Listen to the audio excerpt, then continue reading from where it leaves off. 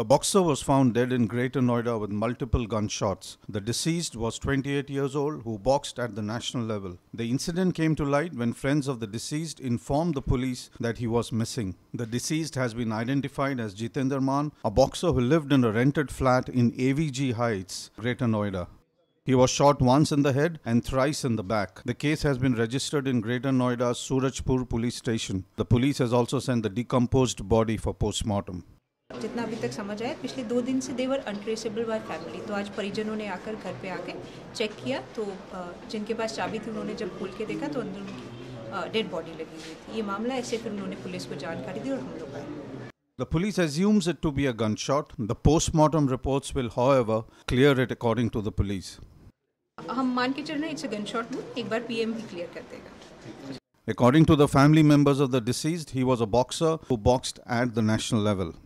हाँ, इन परिवारजन ने ही बताया ये बात। ये बॉक्सर रहे हैं, शायद खेले हैं, शायद इंडिया को भी रिप्रेजेंट किया है। Gaurav, a friend of the deceased, said that he and other colleagues tried calling him for a few days, but Maan's phone was unreachable. His boss then asked him to go to his house and find out what was wrong.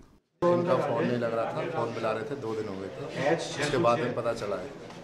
कैसे पता चला? Switch off आ रहा है। फिर हमारे boss का phone आया था कि जाके एक बार देखो फ्लैट पे क्या हुआ है क्या नहीं। Jitender Maan had won many medals as a boxer. He was also an excellent gym trainer, said Maan's friend Gaurav. कई मेडल जीते इन्होंने और बहुत अच्छे ट्रेनर भी हैं।